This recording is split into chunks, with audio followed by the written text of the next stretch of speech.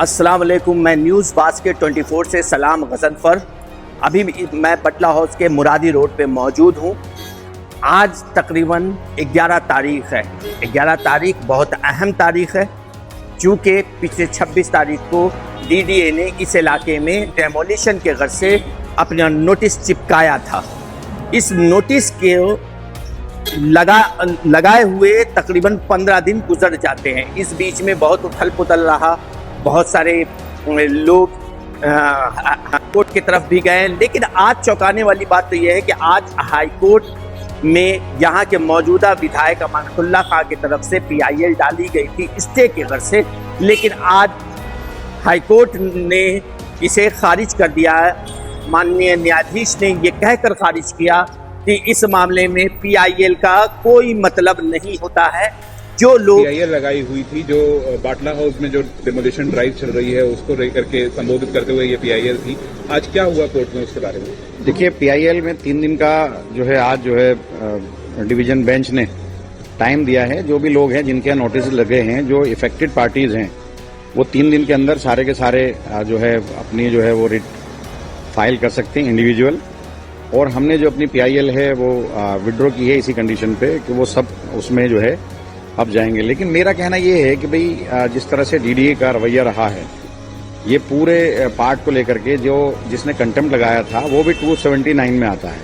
उसको ये कहते हैं कि वो PM उदय का पार्ट है और बाकी PM उदय के पार्ट क्यों नहीं है। जैसे ये कहते हैं कि टोटल 279 जो खसरा है वो 34 बीघे का खसरा है, बाकी इधर चला गया उधर चला गया। 9 बीघे ऐसा है जो हैवी बिल्डअप एरिया है या उसके ऊपर ये इंक्रोचमेंट दिखाते हैं। अब उसमें से 5 बीघा कह रहे हैं कि ये PM उदय का पार्ट है, यानी कि अनऑथराइज का पार्ट है, और 4 बीघे अनऑथराइज का पार्ट नहीं है। वो क्यों नहीं है भाई? आपने उसको PM उदय से बाहर कैसे निकाल दिया, जबकि सबसे जहां से अनऑथराइज इलाका शुरू होता है ये इलाका वो है मुरादी रोड।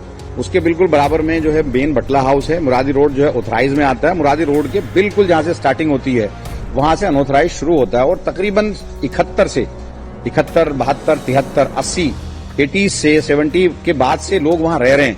50 साल 54 साल वहां लोगों को हो गए। आपने अचानक उसको अनऑथराइज से अलग कर दिया, अचानक जो है आपने PM उदय से अलग कर दिया। मेरी ये समझ में आता जो GNCT एक्ट है, GNCT एक्ट में 2014 से लेकर 2026 तक वो एरिया तो वहीं था, वो उसमें कवर्ड क्यों नहीं होता? तो ये जिस तरह से DDA इस पूरे इलाके को डेमोलिशन करना चाहती है वो मेरी समझ से बाहर है। रेखा गुप्ता जी कह रही है कोर्ट का ऑर्डर है, लेकिन उनके वकील आकर के यहाँ तोड़ने की बातें करते हैं, यहाँ मुखालफत करते हैं।